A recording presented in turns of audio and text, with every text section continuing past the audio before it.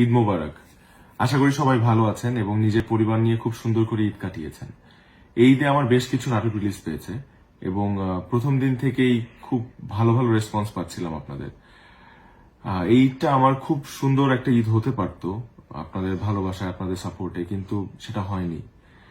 একটা অনাকাঙ্ক্ষিত বিষয়ে আপনারা যেমনটা কষ্ট পেয়েছেন ঠিক ঠিক তেমনি আমিও কিন্তু কষ্ট কষ্ট পাচ্ছি এবং কষ্টে আছি।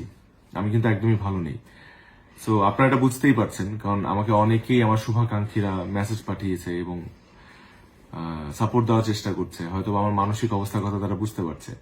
এই কারণে আমার মনে হয়েছে আপনাদের সাথে কিছু কথা বলা দরকার।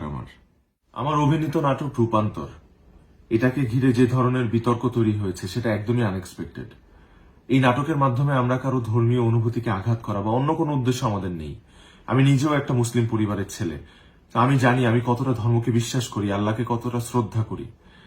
তো এই নাটকের মাধ্যমে আমরা কোনো কিছু নর্মালাইজ করা বা কোনো কিছু স্ট্যাবলিশ করা বা প্রমোট করা, এরকম কোনো উদ্দেশ্যই আমাদের ছিল না।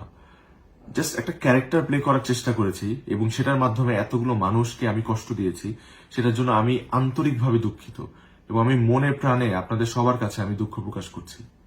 আমি দীর্ঘ 11 বছর যাবৎ নাটক করছি এবং আজকে আমার যে অবস্থান, এটার পেছনে আসলে আমার একার অবদান নেই।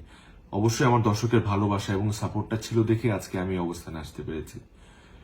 তো আমার কাজ করার মূল উদ্দেশ্য হচ্ছে আমার দর্শককে একটু এন্টারটেনমেন্ট দেওয়া, একটু একটু তাদের খুশি। এই কারণে আসলে এত কষ্ট করি আমি। তো এরপর থেকে আমি আরেকটু বেশি সচেতন থাকবো এবং সতর্ক থাকবো আমার চরিত্র বাছাইয়ের ক্ষেত্রে, যাতে তারা কোনোভাবেই মনক্ষুণ্ণ না হয় এবং কষ্ট না পায়। আমি আপনাদেরকে কথা দিচ্ছি, আমার যে কাজগুলো আপনাদের এতদিন ভালো লেগেছে তার থেকেও বেশি ভালো কাজ আমি আপনাদেরকে উপহার দিব। শুধু একটাই রিকোয়েস্ট, আমার উপর কোনো কষ্ট রাখবেন না, আমার জন্য দোয়া করবেন এবং সবাই ভালো থাকবেন। I love you all.